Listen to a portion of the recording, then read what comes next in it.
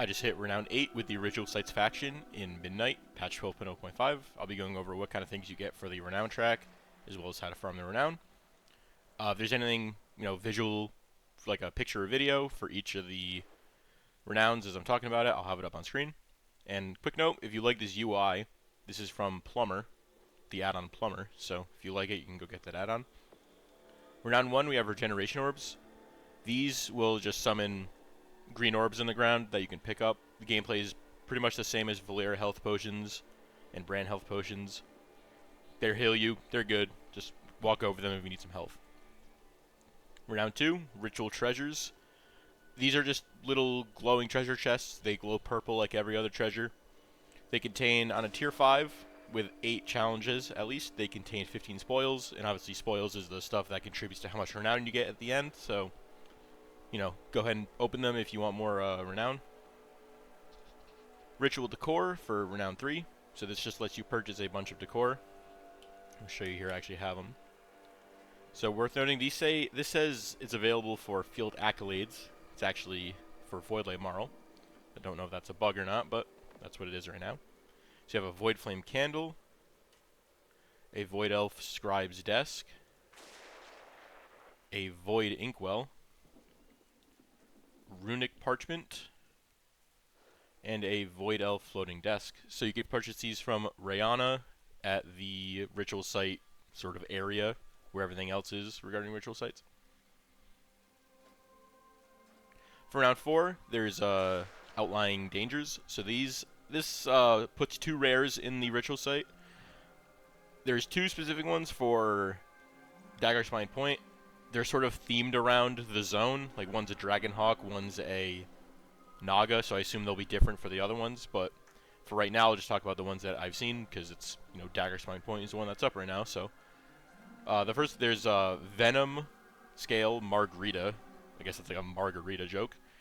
That's like a Naga. He just, will cast poison spells. He has a trap that he puts on the ground as well. The other one is Ember Talon. It's a Dragonhawk that does like flame tornadoes and a frontal. It's pretty much just like a mini version of the boss in Windrunner Spire. So you kill them and you get 40 spoils. So just extra loot, extra spoils. There's also Ritual Magic Orb of Potency. This just doubles the healing of those orbs that I mentioned from round 1. They just do double healing now, so they're just better. 5, Shrines of Power. So these will summon, so there's just, I guess a little spoiler here. This is part 1 of a 2-part renown bonus. There's 4 total shrines. You get 2 of them at Renown 5, and you get the other 2 at Renown 7. I will show you I'll have a map of where they are when I, talk about this in Renown 7.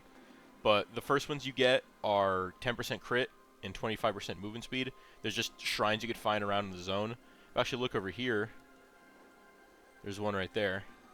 But they're just like troll Loa shrines. So the 2 you unlock at Renown 5, it's one that gives you 10% crit and 25% move speed. Additional spoils. This is just the same thing from round 2. There's just more of them. There's a lot more of them. So there's just more little treasures to loot. Not much to say there. For round 6, you get 2 battle pets that you can purchase. I'll show you them right now. There's this Void Infused Mindbreaker Fry. I got it at level 25 if you care about the stats. And then there's also the Rescued Dragonhawk chick. Again, got it at level 25 if you care about the stats there. You can purchase these for Voidlight Marl from a vendor in the area where the ritual site stuff is in Silvermoon City. Ritual Magic Orbs of Plenty. So this is another buff to the orbs. There's just a lot more orbs. So not much to say. There's just more orbs. That's good. We like orbs here. 7, Dark Obelisk. This lets you purchase a Dark Obelisk decor item from the same lady, Rayana, who sold you the other stuff. It's right here. This is what it looks like. Again, it says it's available for field accolades. Again, I don't know if it's a bug or just this is just wrong, but it's actually available for Voidlight Marl. I believe this costs 500, so purchase that. It's cool. Revered treasures. These are large treasures that will give you additional spoils. So I think these give 50 or 60, something like that. But these are large treasure chests versus the small ones. So there's a couple of these around. They're usually marked on the map. If you look up here, right here, large strong box. That's one of them. So these will spawn around. It's just additional spoils to loot. More renown. And Shrines of Power 2 is what I mentioned before. There's 2 additional buffs you get. One is, so there's 2 different shrines. There's 10% verse, 20% max health. So there's 4 total. There's a 10% crit, 25% move speed, 10% verse, and 20% max health. These are like related to the different Loa that we do quests for and stuff like that in Zul'Aman. So whatever shrine, the shrines are always in the same place, but like which shrine spawns where is random as far as I've seen. So there's 4 spots where the shrines are, but which shrine is where is random. But I'll have a map of where the shrine spawn locations are, and I'll put it up here right now. So those are the Shrine of Power Part 2. And then at Renown 8, you get a mount, a Void Touched Hawkstrider. Show you here.